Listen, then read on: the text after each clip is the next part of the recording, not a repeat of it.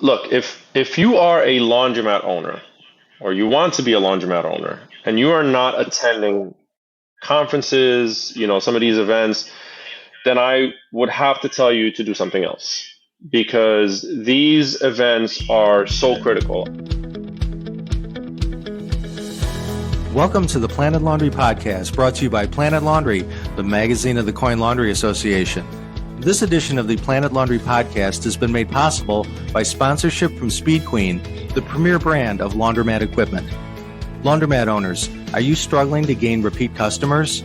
Earn customer loyalty at every turn with multiple payment options, 30-plus languages, and convenient alerts through the mobile app. Ready to maximize your laundromat's potential? Visit Speed Queen at go.speedqueencommercial.com/motion.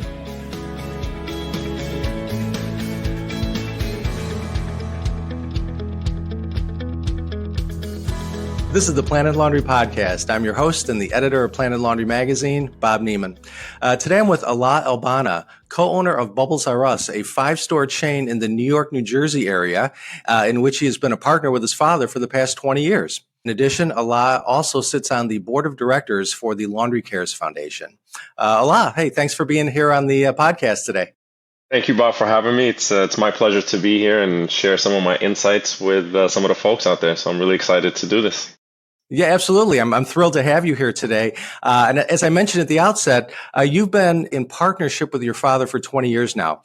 However, that partnership almost never got off the ground because I guess initially your dad was considering maybe partnering with someone else. Can you just briefly share that story? What happened? How you eventually got involved with this first laundry project?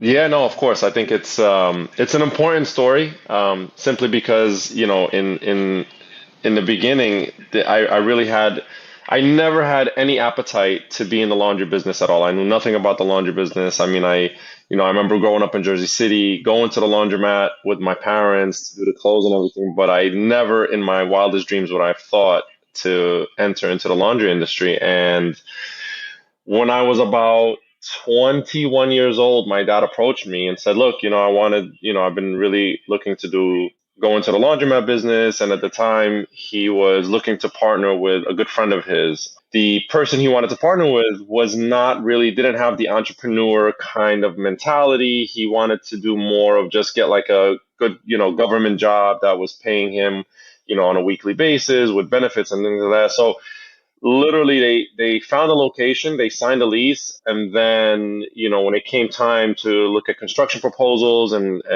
machine quotes and get the financing, that's when the guy kind of backed out and said, listen, this is just not for me. I really just want to stick to more of like a 9-to-5 kind of corporate environment. And at the time, unfortunately, my dad just didn't have the know-how or the credit to be able to acquire financing for the project. And so that's when he approached me and he said, listen, here's what happened. Is this something that would interest you? And I, again, at the time, I was like, I don't even know anything about the business, but I knew that entrepreneurship was something that I wanted to do. I knew 100% that, I was the opposite of that person that backed out, in that this is what I wanted to do. I wanted to run my own business. I wanted to be more involved into something that I have more control of. And so I did it. And I submitted the application to Alliance Laundry Systems at the time. We did the financing for them. And that was it. It was, from there, I fell in love. I fell in love with the business. I fell in love with the industry. The rest is history, exactly, as they say. Well, as you had mentioned, you had not even laundromats weren't even on your radar. What were you doing before that? What was your background? You said you were 21. Were you still in school? What were you considering, I guess? What was your background? Yeah, so I actually was still in school, but I was also working full time. So I started working full time in my career, which was in the technology sector. And if you go back to that time frame, so I was 21, that was kind of like in the dot-com boom that happened in the late 90s, early 2000s. And so at that time, companies were hiring people left and right without any experience. And so I literally had a full-time job working in IT at the age of 18. And so I was working in the morning, 9 to 5, going to school at night, taking night courses in Rutgers.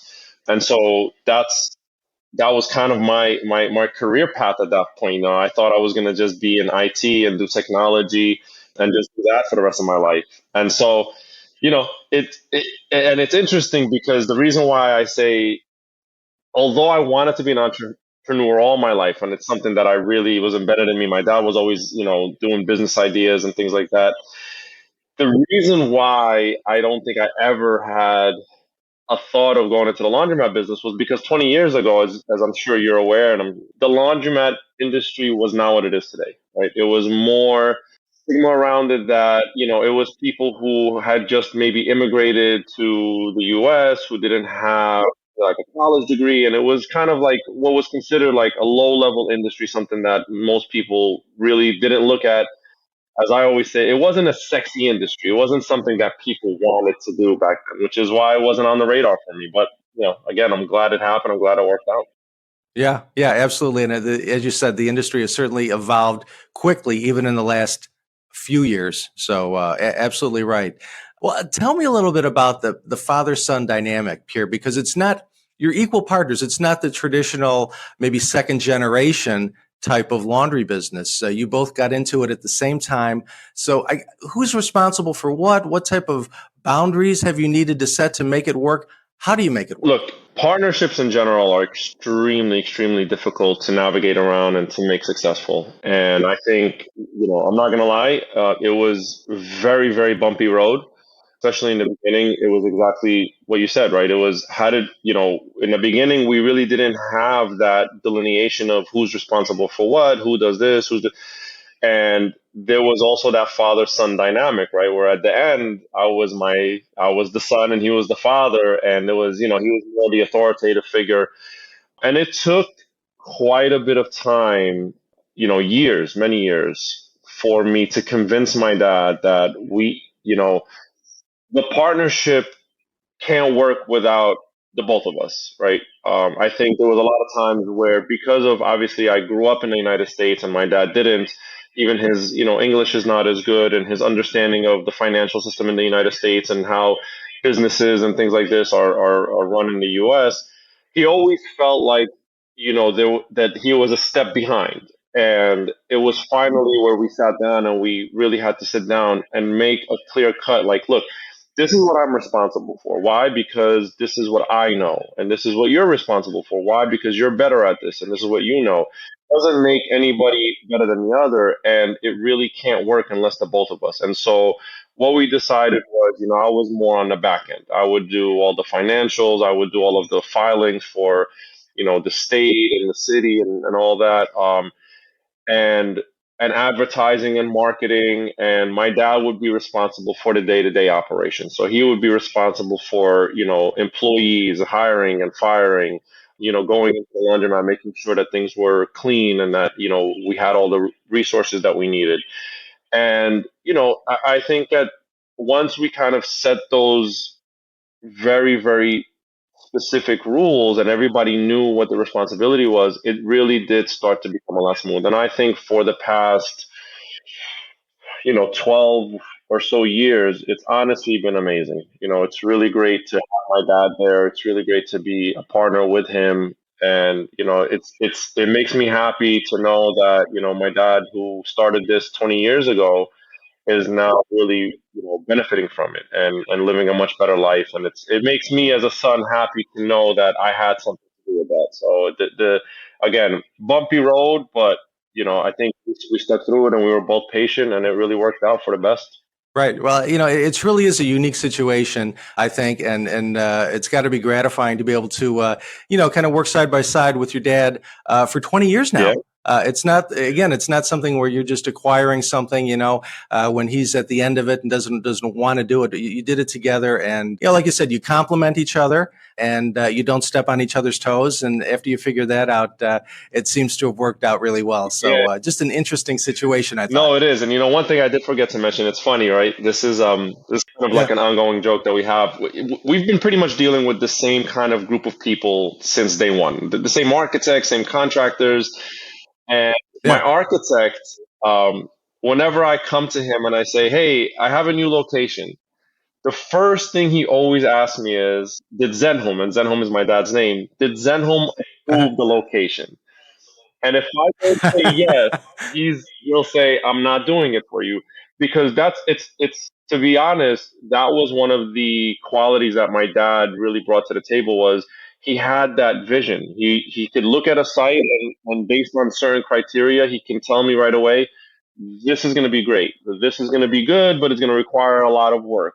And that's one of the things that he brings, and it's like you said, it's been amazing to work side by side by him. It really has.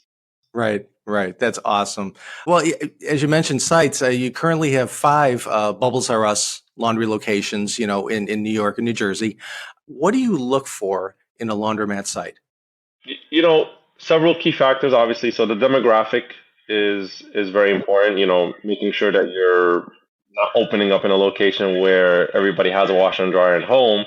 So demographic is very, very important, but also some key factors about the site itself, right? So the typical stuff that probably everybody knows, which is parking, right? I think parking is very crucial. You want to have substantial on-site parking. Sometimes you can get away without it. Like obviously, if you open in Manhattan, you don't need parking. Most people don't have cars. But if you're in New Jersey, in more of a not suburban area, but less not so much like a city like Manhattan, you really want parking.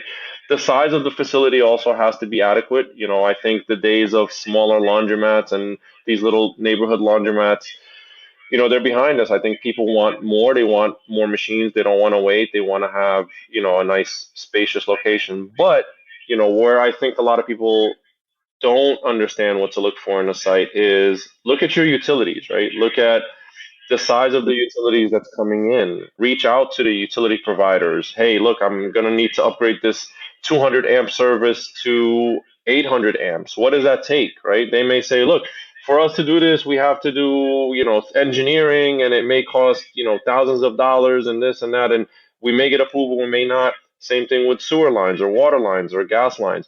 Make sure before you start investing and dumping money, and then you find out that, oh my God, for me to run a sewer line is going to cost me $50,000 and I have to get a county permit or try to find a site where those things are easy to accomplish. Now, you may find a great site where the utility services are going to be a little complicated and may be worth it, but you still want to know beforehand, right? So you can plan accordingly and give yourself enough time and enough money, obviously, to facilitate that stuff. So utilities are really important because they're the heart of our business. So definitely, big factor for a good location for us. Yes, definitely. What factors when choosing a site are non-negotiable for you? What do you absolutely have to have? Like I said, nowadays I will not open a location without parking. It's a non-negotiable thing. I have to have it. And then the other thing too, I've noticed that through my experience, I like open space. So when we opened up our location in Manhattan, and obviously Manhattan, you're limited, right? You take what you can get in Manhattan, so you can't be too picky. But I remember it was a construction nightmare because we had columns everywhere and we had little, spaces tucked into the corner here. I really like now because all that means is your construction is going to be a lot more money and you're not going to get the design and the flow that you want. So parking and more of a wide open, unobstructed space is really is non-negotiable for me. Something that I look for now. Mm-hmm.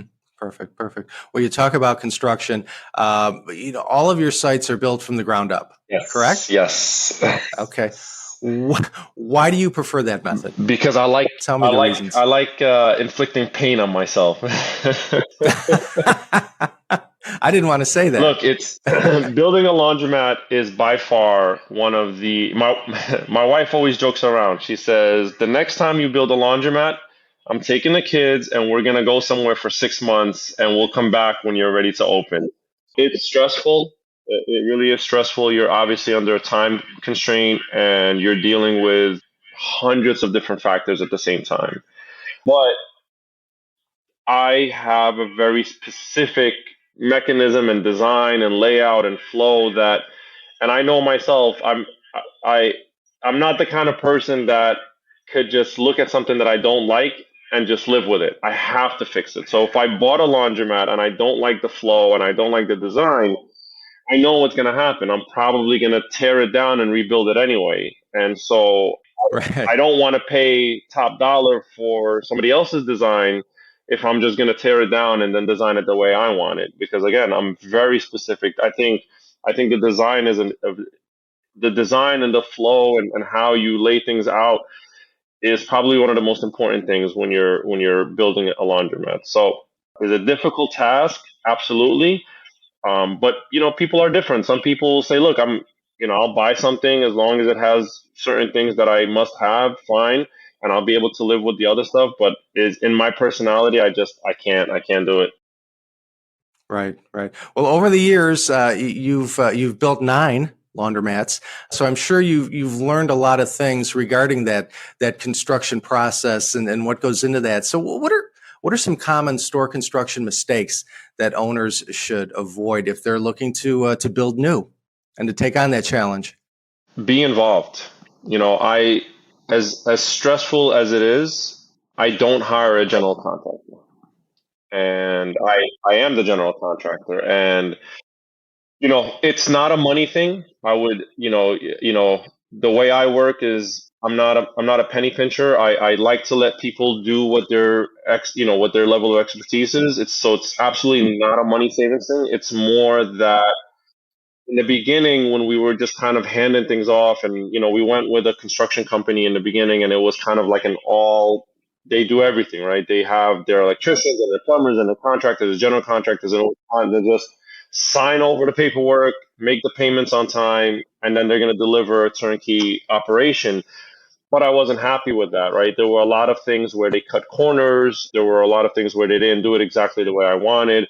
And so being involved during the construction process, I'm talking being on site every day, looking at the progress on a daily basis and making sure things are getting done the way you want, it's really, really important. You're dumping hundreds of thousands of dollars in a project like this, and it just, the last thing you want to do is in leaving it to somebody else's hands, and you don't want to get to a point where you're ripping things out because they weren't done properly, and you're then redoing it again because obviously that's just more time wasted, more money wasted. So being involved in a construction project is, a very big lesson that I had to learn. And now, in the past few that I've built, being more involved has definitely, paid off. Mm-hmm. Mm-hmm. Perfect. Perfect. Well, what are some key elements of the Bubbles R Us stores? I mean, again, you've got 5; it's a chain. What are some things that are in every store, and why are these elements so critical? Is this more from a design aspect or just in general? I'm talking from a design aspect. Yeah. So this, of course, I can't take full credit for this. My Uh-huh. wife, Amy, she got involved in the first design in 2015, meaning the first design that she did. And what she brought to the table was something that I was never able to bring, which was, taking the typical look and feel of a laundromat and really just accelerating it to something that is more trendy, something that, people of a younger generation are going to really appreciate and be able to sit down in there and love it. And I think that design aspect, kind of trying to understand the trends of today and trying to understand your clientele, you have to think about it, right? We're, there's different generations that are going to come into that laundromat, and you want to make sure that you're not just designing it to target a specific generation. And what's even harder is you have to really put aside what you would like from a design. Maybe in your home, you like certain colors or you like certain, things when you're designing. You kind of have to get that out of your head and just say, no, I'm not designing my house. This is not a house that I'm living in. This is a facility that other people are going to spend 3 or 4 hours a day in. And so by hiring a design architect, luckily mine happened to be my wife, but I would, highly recommend that everyone really hires a design architect, somebody who is, fluent in the new trends of today and really making, the design more geared towards the newer generations and things like that. So I think this is a very key, critical item for the Right, right. Well, what do you try to do with the design of your stores that's a little more unique or a little more current? I know I've got one store, you've got the rolling garage doors, Yes. which kind of open up everything and gives it that open feel, which I think is a great idea. What types of things do you try to do or have you done that worked well So that you thought? what we like to do in all of our locations, number one, is to try and almost standardize. So meaning, it's not like walking to a Subway where everything is exactly the same, right? We do make things different, but we have certain elements that are the same. The layout of the machine, right? So typically, what we like to do from a flow perspective is we almost try to create two separate stores into one. And what I mean by that is we'll have a bank of dryers on the right and a bank of dryers on the left and your machines in the middle. What that allows to do is basically it almost creates two identical stores. So this way, when you think about it from the flow perspective, when people design a store and they put all of the dryers in the back of the store. So think about what that means for flow. All of my people are now washing in the front of the store, and when they're done, they're all going to the same location in the back to try and dry. And so you're not going to have an easy flow. So that's one of the things that we try to do is always think about the flow. Think about if you were a customer, if you were in that laundromat, and this is actually one of the things that I do. So my wife does the aesthetics. I do the flow. I do the layout. Where am I going to put this? And part of what I do when I lease a new space is I actually spend a couple of hours walking around and starting to put like empty boxes where I would think, okay, this is where the drawers are going to be. And then I walk around and I act like I'm a customer. I walk into the door, and then what am I going to do when I walk into the door? Where's the office going to be? How far do I have to walk to get to the office? And then from there, so should I put different change machines in different areas? So, thinking like the customer, understanding the flow for the customer and how is it going to feel is extremely, extremely important. You want to design something where you're not creating bottlenecks. You want to design something where people feel comfortable, where they have adequate space and they feel comfortable. And then from the aesthetic perspective, what we try to do is, again, we have that consistency. So there's some similarities. So this way the brand name is recognizable. So when you come in, you know what to expect in the Bubbles Are Us. But we also like to do something a little cool, which is we like to do things that pertain to the area that we're in. So what I mean by that is, for example, when we opened up our Linden, New Jersey facility, Linden, our space is literally right behind an airport. And so what we did is we made the design inside with airplanes and we did like the airport theme. In our third out location with the rolling door that you mentioned, the garage door, there is a soccer field right across where there's constantly people playing soccer. So we made the design inside about soccer. Our most recent location in Paterson, New Jersey. Paterson, New Jersey is very well known, which a lot of people don't know, for they have like this amazing waterfall park. And so we did that.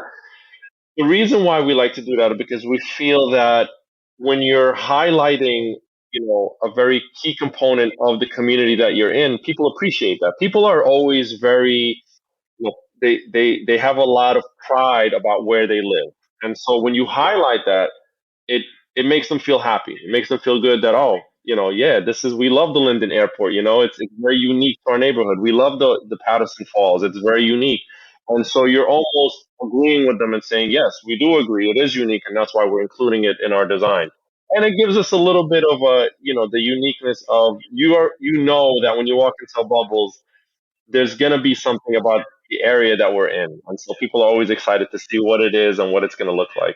Right, right. It's a great way to kind of make yourself more part of the fabric of the community and ingratiate yourself to the community that you serve. Absolutely. And it's a respect thing too. Absolutely.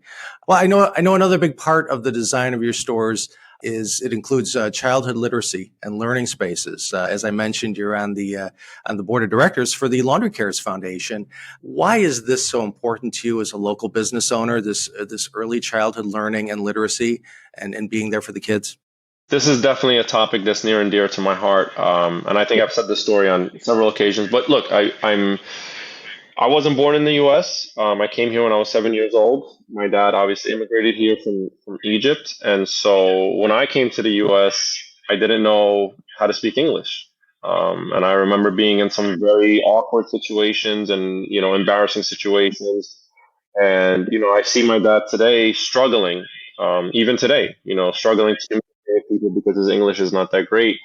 And so I see the importance, and the fact that I came here when I was 7 and I was obviously able to learn and really comprehend the English language.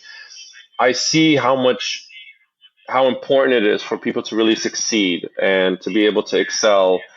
With that language barrier, it's extremely difficult. And our kids are our future, and if we want them to succeed, this is a key component and a fundamental aspect that they must have. If they cannot read and write, if they cannot understand the language of the country that they live in, they're gonna be held back, and it's gonna be an uphill battle all the time. And so, from personal experience, this is why it makes it, very important for me, because it is personal. And I want to make sure that the same way that I was given certain opportunities and, and have been able to be successful because of those opportunities, that I want to be able to give that back to the community. And so, yes, the literacy program, if we go back to the non-negotiable, if I have a location where I can't have a kid zone, where I can't have an area for kids to do the literacy things, I will not take it. I'll chop 20 machines to create space, because that is definitely, having something for the kids is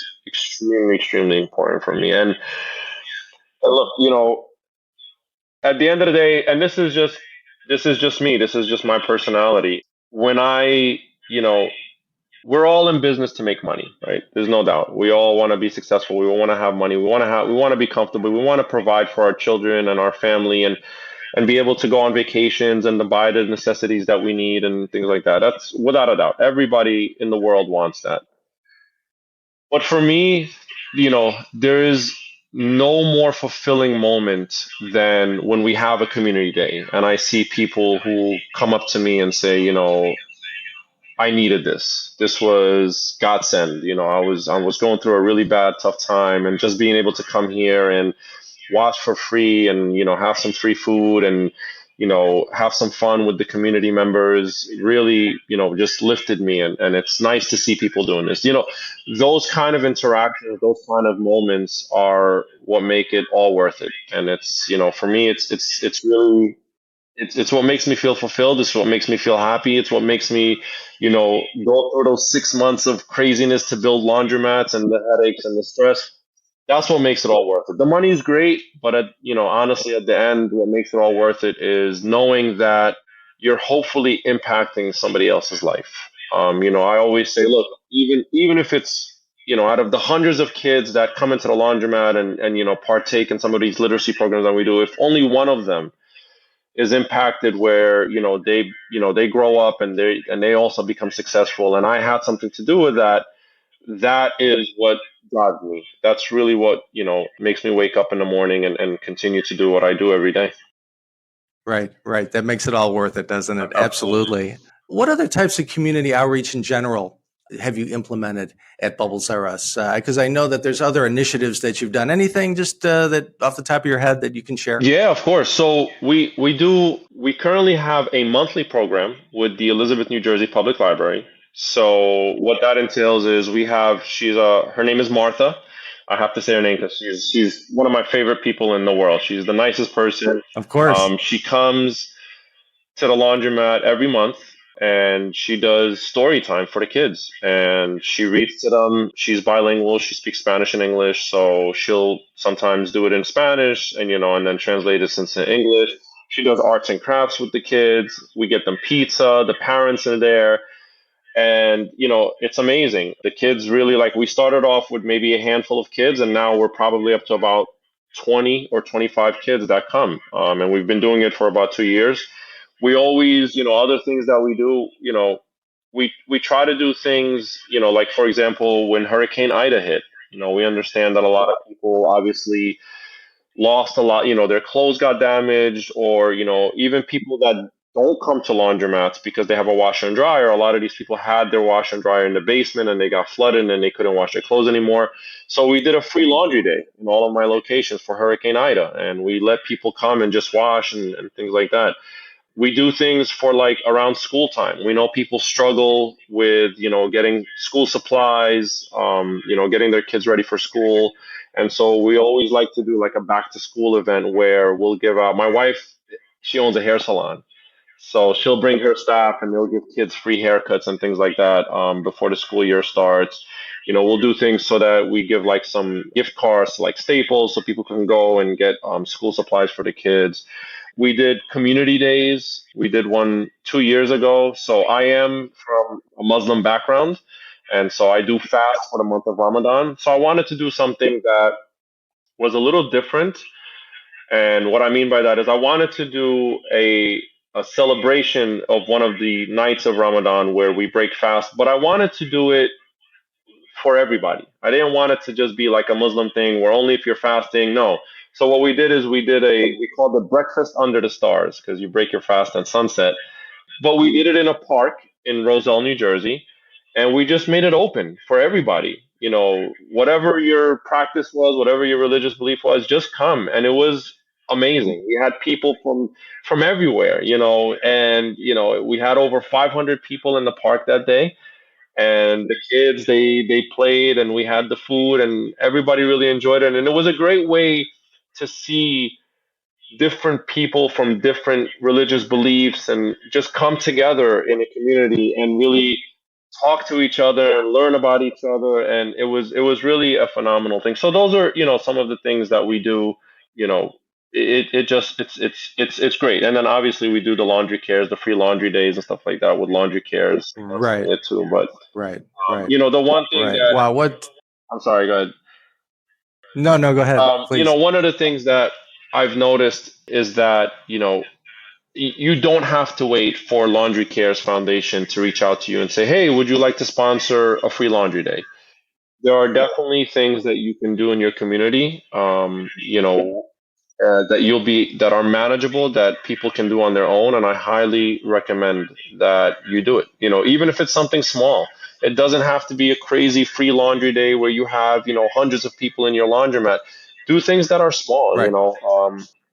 So I highly recommend doing stuff like that. Great advice. And like you said, don't wait and reach out to the community. That's terrific. Everything you're doing there, that's really amazing. The community days are sounds incredible. Thank you. So good stuff. Well, let me shift gears a little bit. Sure. And talk about the full service aspect of your business. I mean, how is that? Is that growing? Is that something that you put emphasis on? Wash, dry, fold, pickup, and delivery. It's certainly, I know it's a bright spot in the industry in general. What are you doing at Bubbles R Us with that whole aspect of the business? So right now we're in what I would call the research and development phase. Right, this is something very new to me. We are very keen on offering, wash, dry, fold, pickup and delivery services. We currently do wash, dry, fold in all of our locations. We've been doing it from day one. It's a phenomenal, aspect of the business. I highly recommend that if people don't do it, it's definitely something that you should offer from a financial perspective.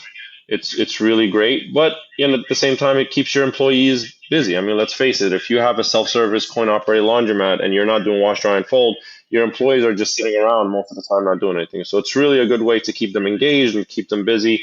But the pickup and delivery is really where I'm in research and development. And the reason for that is, as I mentioned before, I like to make sure that things are done in a very, structured and, well thought about and researched kind of way. And so right now we're slowly rolling out the pickup and delivery service in just a very small subset of where our laundromats are located now, just to kind of get a feel for it, understand what customers are looking for, try to learn some mistakes, from some mistakes, and really try to perfect the process. I've been obviously and not trying to reinvent the wheel, right? So there's resources out there now. There are a lot of people who have workshops and podcasts and articles, and in Planet Laundry there's been several articles about the pickup and delivery, and so trying to really just absorb all of that information and then tweaking it to fit my specific demographic. Because yes, there are general fundamental guidelines that you have to follow, but then what people need to understand is, depending on where you are and depending on your demographic, you have to tweak it to make sure that it satisfies the people that you're serving. Right. It's not one size fits all. Absolutely not. Exactly. So, well, you mentioned that you're doing your research at this point. Yes. Still kind of doing your due diligence on pickup and delivery. And I know you attended last year's Wash Dry Fold workshop in Chicago, which was hosted by CLA. Yes. What was that experience like? What did you take back to your business from there? Did that impact your business at all? Oh my God. Look, if you are a laundromat owner, or you want to be a laundromat owner, and you are not attending conferences, some of these events, then I would have to tell you to do something else, because these events are so critical. I went to my first event, I don't remember how long ago it was. It was in Key West, Florida, and I couldn't believe it. I couldn't believe that there are so many people going through the same problems that I'm going through. And these people have already found solutions and, have practices that have helped them get through these problems. I couldn't believe that there were so many resources, insurance providers, brokers for utilities, machine distributors, parts, so many resources that I didn't know existed. I thought I was by myself in this little island that I had to figure it all out on myself. And that's what it taught me. So one thing I did in the conference last year in Chicago this was the first time that I did, and I again highly recommend this, is I took my district manager with me. And what I wanted to do is, I wanted her to go out there and see it for herself, and I wanted her to see that same thing. This is a large industry. This is not just this little mom and pop, small neighborhood laundromat kind of thing anymore. There's a whole community out there with resources and studies and, and PowerPoints and things.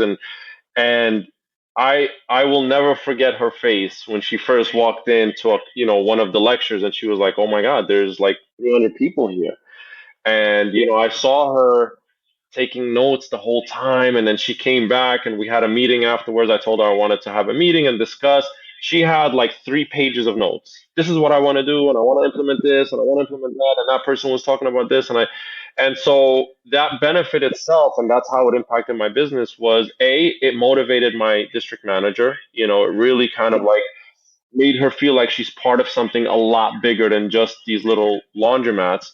And B, it helped us, identify some issues that we were not aware that we were going through, and then issues that we were aware, but then understand the best solutions for that. So again, if you're not going to these things, then I would tell you maybe it's time to look for another industry, because they're crucial. And as the industry continues to evolve, and I think we're in a very crucial point right now with the industry, you really want to make sure that you're on top of these changes and understanding how to navigate through these different changes. Yeah, it can definitely be eye-opening the first time you go to something like that. It absolutely shortens the learning curve, learning from others who have maybe made the mistakes that you may be making in the future. Absolutely. And just the value of the in-person networking is probably a great opportunity, isn't it? Just to chat with other operators. Without a doubt. Like I said, without a doubt, there are so many things that happen to us in this industry that, when you're trying to, handle it all on your own, it's overwhelming. So rubbing shoulders with these people and just kind of talking to them and exchanging contact information and being able to reach out to them at a later time for assistance is priceless. It's amazing. What do you feel about social media? You had mentioned, there's a lot of voices out there. There's a lot of podcasts. There's just a lot more resources. within just a few of the last few years. So what do you feel about social media outreach, and how much of that do you do? Yeah, I think social media is very important. I think, when I was talking to my dad and my other partner as well, and we were talking about how early on we literally used to print out flyers and walk around and put them on people's cars and, put them in people's fences and the houses and things like that. And then, things Right. evolved, right? And social Yeah. media, whether you like it or you don't like it, it's a great tool. It's an amazing way to reach a lot of people in a very fast, cost-effective manner and being able to get the word out there. And you will be surprised, the impact that it can have. So I always use social media to do, if I'm advertising for a specific event, if I'm, just putting out, different pictures. I want to, my goal is to actually now offload the social media aspect to a company. This is how I like to do things. I like to be hands-on in the beginning to understand the inner workings, and then I like to offload that task to somebody else, whether it's an employee of mine that I'll say, look, you manage social media, or if I actually go to an agency and say, all right, you guys manage my social media. But the reason why I like to be involved at first is because I want to know, right? I don't want people to just tell me do this, and that. I want to ask the questions, but why? Why would I do this, and why would I do that? So that I feel like I'm more involved and not just blindly following somebody. But it's a great tool. It's something that's, again, extremely critical and something that's crucial to your business. If you're not on social media, you're going to get left behind. It's that simple. Perfect. Perfect. Well, hey, in your opinion, what are some of the leading issues and concerns for store owners today? I think the biggest issue that I've been struggling with and trying to understand how am I going to really navigate around this is the cost of things. COVID really, Mm-hmm. Mm-hmm. while COVID, Yeah. believe it or not, and I hate to say it because COVID was a horrific thing, which, obviously impacted and a lot of people lost their lives globally. But for the laundromat industry, I think it really put us on a pedestal. It put us in the limelight. I think a lot of people now, we were in the news and people were always like, well, laundromats, what are laundromats? What do they even do? And now it's like, oh my God, laundromats are amazing. They're COVID proof. They were able to stay open and things like this. But I think what it did for as far as, the cost of building a laundromat, the cost of machines, we're talking about things have gone up 3 or 4 times. And unfortunately, we're in an industry where, I could raise my machines a quarter. I could maybe raise it 2 quarters. But, it's not like we can, you go into a restaurant now, and I remember my wife and I, we would go out to eat dinner, and maybe pre-COVID, it would cost us $50 for the both of us, at a decent restaurant. Now it's $100 a person, with, like no matter what restaurant you're at, it's gonna be $100 a person. It's just it's simple, and sometimes it's obviously a lot more than that. So in certain industries, they were able to kind of say, all right, well, the cost of our resources tripled, so you know what, we're gonna triple what we charge. Unfortunately, with the clientele that we're dealing with, these people are literally living check to check.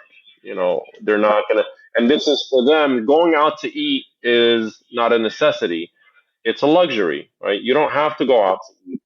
Washing your clothes is a necessity. It's not like you can say, well, I'll just skip doing laundry this week, because I can. You can't. And so, unfortunately, we're not able to really meet the same level of inflation or pricing that has gone up. So it's been a struggle. I just built my most recent. We just actually had the grand opening this past Sunday for my newest location in Patterson, New Jersey, and the location before that was only 3 years ago. And in 3 years, I literally have paid triple for my machines that I paid for my location. And so it's tough because you have a lot more debt services now and you have a lot more costs, and even construction has gone up. And so,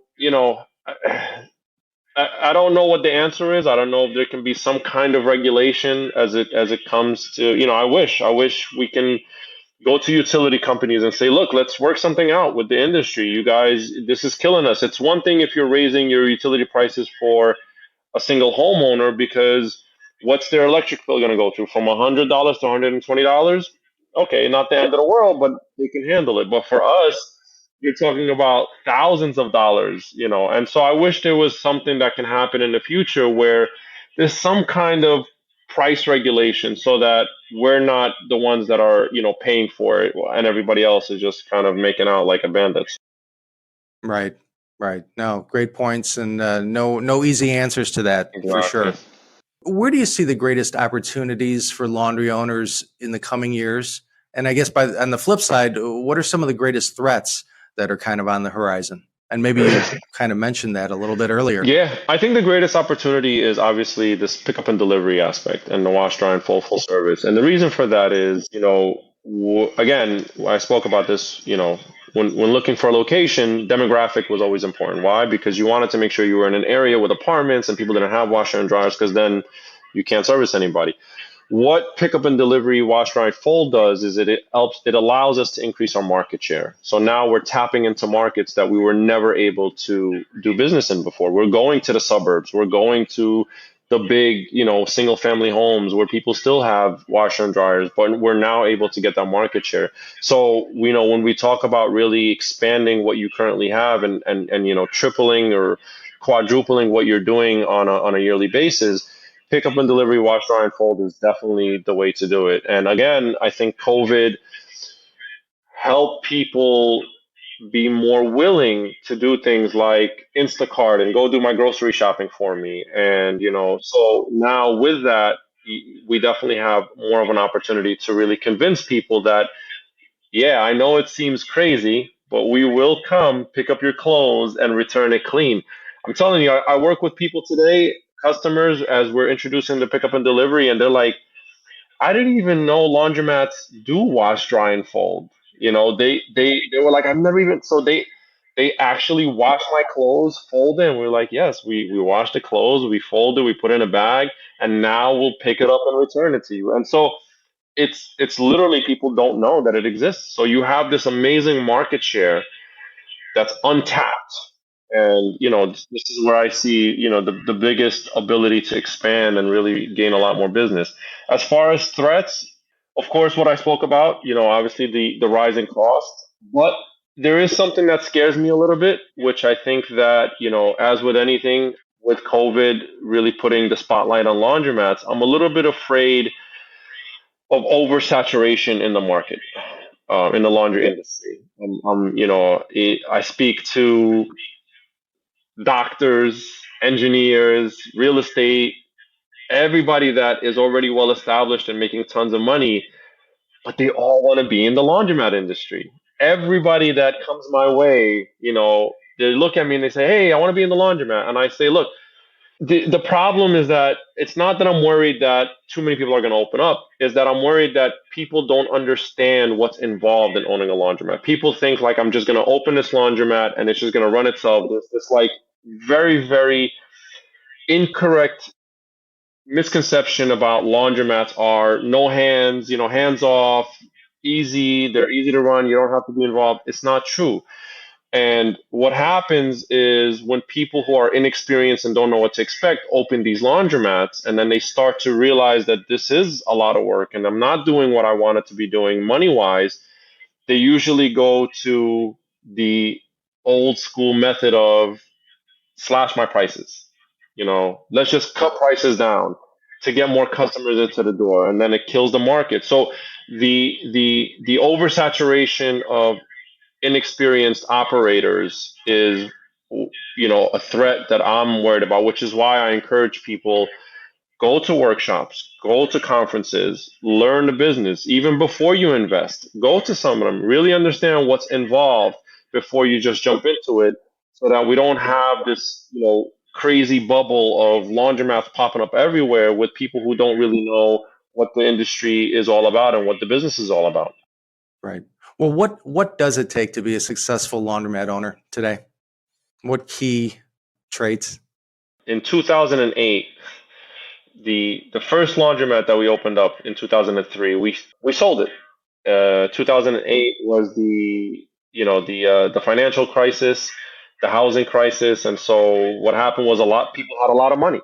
Same thing like what happened now with PPP, and people have all this money and they want to do something with it. Same thing in that time, and so sure enough, we weren't looking to sell the laundromat, but a broker came to us and they said, "Hey, listen, I have somebody that wants to buy the laundromat." And we said, okay, but we're not selling. And so he kind of like it was almost like a scene out of Godfather. It was like, look, I'm going to make you an offer you can't refuse. And literally, it was exactly that. I mean, the number he threw at us, we were like, oh my God, is this even real? Like this. And so we went ahead and we did it and we sold it. And, the person we sold it to, we stayed on board with her and we told her, look, we'll give you some advice. We'll be on site with you for 3 months and we'll make sure we walk you through everything. And when we were doing that, she kind of had this attitude like, hey, I know what I'm doing. This is not my first business. And we said, no problem. Do however you want to do. We know the area, we're just trying to give you some advice. Unfortunately, she shut down in 9 months. Literally, my landlord called me and said, "Hey, do you want your laundromat back?" And I said, "What do you mean?" He said, "The woman that bought it from you, she came and she dropped off the keys, and we still have that location." So it wasn't that the location was bad; it was that it was poorly managed. And so, to go back to your question, a very key and important trait to have, not only in this industry in anything, is ask the professionals, ask the experts. Don't ever think that you know it all. Again, going back to conferences and workshops and literature and podcasts, the minute you get to a point where you feel you don't need anybody is the minute you start to fail, right? They always say, you want to be the stupidest person in any room. The minute you feel like you're the smartest person wherever you're at, you're doing something wrong, right? And then to, on top of that, your staff, whether you like it or not, are a key component of your success, right? A lot of people don't feel that way. I'm not saying that a business will fail if somebody leaves or quits. I'm not saying that, but you know, I another personal experience that I had which really taught me a lot. I had somebody in my family that was very ill for a long time. They were in a coma for a few months, and so I spent 3 months literally living in a hospital because this person, was very close to me, and so at the time, and so I literally spent 3 months in a hospital. I would sleep in the hospital. I would be there every day, and so I got to see how emergency rooms work and ICU units work. And what I noticed was the doctors would come and do their rounds for about 10 minutes in the morning. And what they would do was they would rely almost 100% on what the nurses would tell them. And so I was talking to the nurse, and then I was talking. So a very good friend of mine happened to also work in the ICU unit there, and he was telling me. He said, "Listen, these nurses are with the person, the patient, 24/7. We can't be there 24/7. These nurses are literally with that person 24/7. They know if he turns a certain way and does he feel pain? When he eats, is he able to swallow?" So what they tell the doctors is really what is determines the decision that the doctors make. Give him this medicine or let's do this procedure based on what the nurses tell him. And so the same thing is true for the laundromat business. Your staff is there all the time. They're listening to the customers. They're understanding what's happening. Listen to what your staff tells you. Don't ever feel like, oh, I'm better than my staff. I'm the boss. I'm the manager. I'm the owner. Who are they to tell me? If they come to you and they say, hey, listen, I think maybe you should do this, right? Don't automatically just say, well, you know more than me. Hey, I built this place from the ground up. No, listen to them. And I actually, one of the things that I do is I program my own machines. And the reason why I program my own machines is because I put myself in the space of my customers, and I actually go and wash clothes at all of my laundromats to make sure that the cycle is right, that there's enough water, that the clothes are coming out clean. But one of the things that I always do is before I finalize a program, I will get my staff and I will say, hey, do you guys like this program? What should we do? Should we make the main wash longer? Should we make another rinse? What do you guys feel? Always get feedback from your employees, always get feedback from your staff.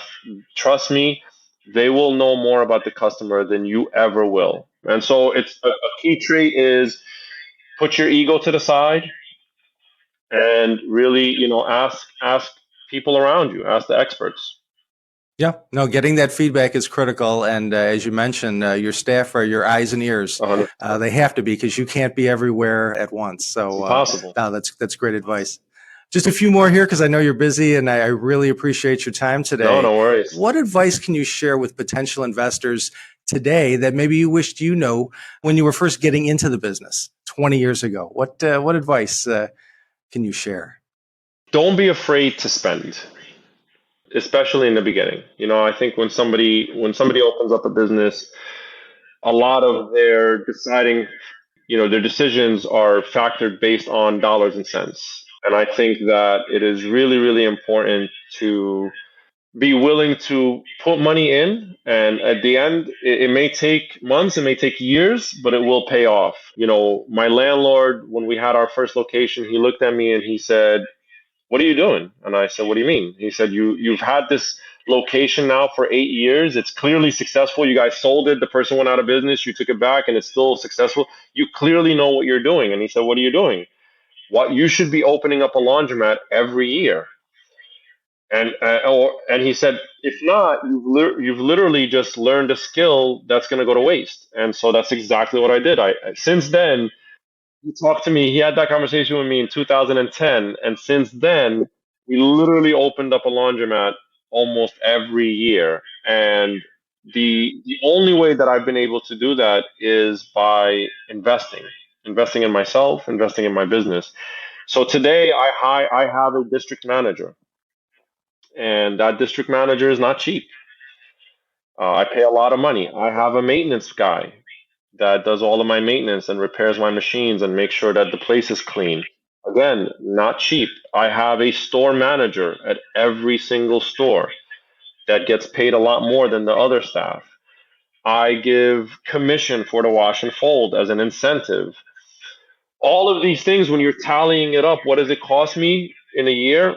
You're talking about north of $400,000, right? So I could look at it and say, "Hey, that's $400,000 that I can have in my pocket."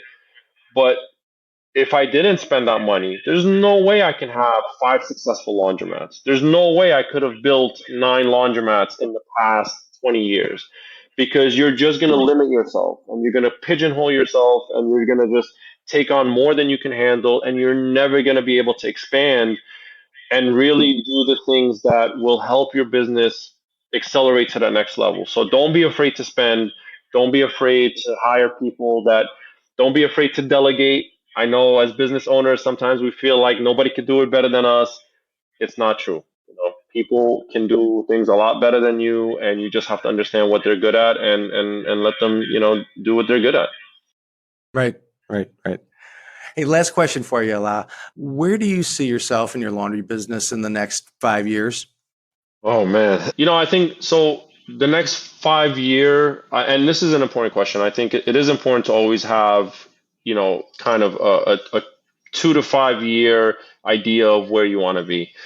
I have one more location that I want to build, in which I've already acquired the property. So this is why, this is what I want to do. But I really don't want to build any more locations for myself anyway.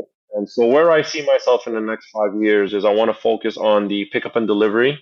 I think that with my background in technology, this is something that could be a great challenge for me. I feel like I'm at a point where I can build it, I can make it successful, I can make it work. As far as just a regular self-service laundromat, I've been doing it for so long, and it's no longer, not that it's not it's a challenge without a doubt, but it's a challenge of a physical challenge. It's doing stuff. I want more of a mental challenge. I want to be where I was 20 years ago when I was looking at the laundromat industry and saying, "Oh my God, how do I do this?" I want to start to get into the wash, dry, and fold, pickup and delivery, where now I'm dealing with these large warehouses with these machines that I've never worked with before that do the folding and do the washing. I want to deal with the logistics of drivers and I want to challenge myself, and I think that to be able to leverage two industries that I've worked in for a long time, which is the laundromat industry and technology, to be able to bring those together and help my pickup and delivery is really something that I'm really looking forward to. I also want to, I've been thinking about doing some consulting services for people who want to get into the industry that just don't have the expertise, and offering my services and saying, look, I'll help you build it. I'll hand over the keys. I'm not a general contractor, but I'll take you through all the steps. I'll make sure that the mistakes that I made and have learned from you don't do, and do it that way, because I think the industry is going to continue to grow and there's going to be a lot more laundromats coming up, and I want to help people to be successful and do the right thing. And then I also, by doing that, I feel like I can also showcase and show people how important, community, outreach programs are in the laundromats, and making sure that you incorporate that in your business plan. So this way, we're not just building laundromats, we're building, community centers. So that's why I want to get involved with that. I want to do a lot more, in the next 5 years as well with LaundryCares Foundation, and do more, try to focus a little bit more on the charity side of things, and just do more and more with that.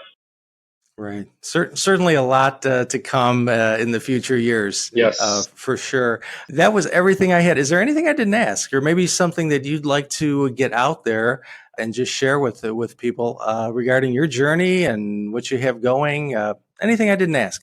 No, I mean, I think we covered a lot. I would just, we did just kind of just ended with, just reiterating a lot of what I've been saying before, which is like anything that you would invest in, if I came to you today and I said, hey, give me $100,000 so you can buy the stock, if you have any kind of intelligence, you're going to say, well, wait a minute, what does the stock do? What does this company do? Just give me a second, give me a few days. Let me do some research and find out, is this a good investment?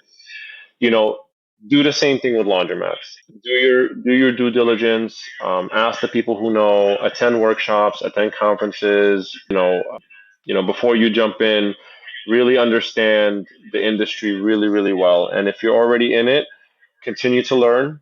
The industry is changing. It's evolving. It's going to continue to do so. I think the next 4 or 5 years are going to bring tremendous amount of evolution and change within the industry. So make sure that you're not left behind. Keep yourself among smarter people than yourself, and people that know the industry.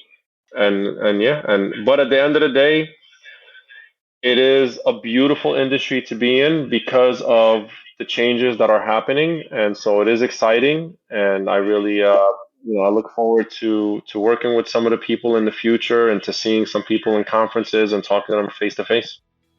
Perfect. Alaa, thank you so much for your time today. I truly appreciate it, and it was a pleasure chatting with you. Thank you, Bob. Same here. Really happy to be here, and thank you so much for having me. Thank you. Thanks for joining us on our podcast today. If you haven't done so already, please be sure to subscribe to Planet Laundry at PlanetLaundry.com. And don't forget to follow us on social media at Facebook, Twitter, LinkedIn, and YouTube.